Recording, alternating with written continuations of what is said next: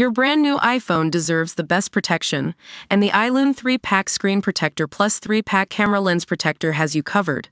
Don't take risks with your iPhone. Click the link in the video description to shop now on Amazon. Welcome to ElectroDrive News, your go-to source for all things electric vehicles and sustainable energy.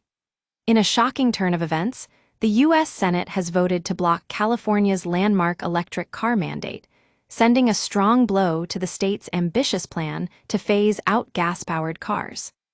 This historic vote comes after months of intense debate in Congress, with Republicans pushing back against the Biden administration's efforts to regulate emissions from vehicles.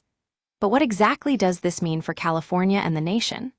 Well, under California's mandate, 35% of new 2026 model cars sold in the state must be zero emissions, a number that ramps up to 68% by 2030 and 100% by 2035.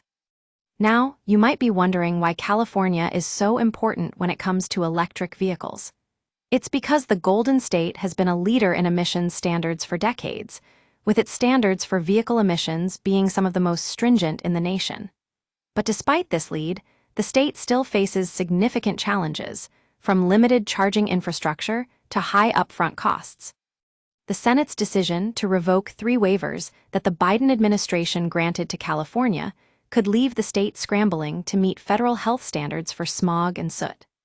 That means California officials may have to rely on voluntary efforts to clean up cars and diesel trucks in order to meet these standards, which could involve offering financial incentives or rebates to manufacturers and consumers.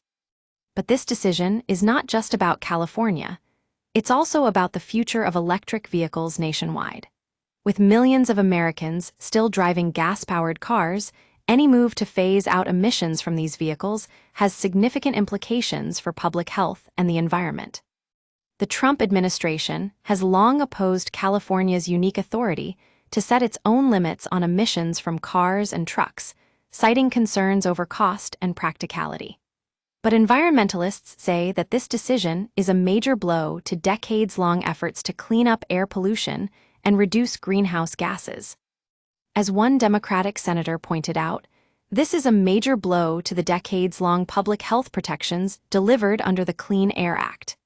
It's clear that the stakes are high in this debate, with many Americans concerned about the impact of emissions on their health and the planet. So what's next for California and the nation? Well, Governor Gavin Newsom has vowed to take action, promising to file suit against the Trump administration. And as one state official put it, "We won't stand by as Trump Republicans make America smoggy again, undoing work that goes back to the days of Richard Nixon and Ronald Reagan." It's a battle that's far from over, but one thing is clear: the fight for electric vehicles and sustainable energy is only just beginning. Stay tuned to ElectroDrive News for all the latest updates on this developing story.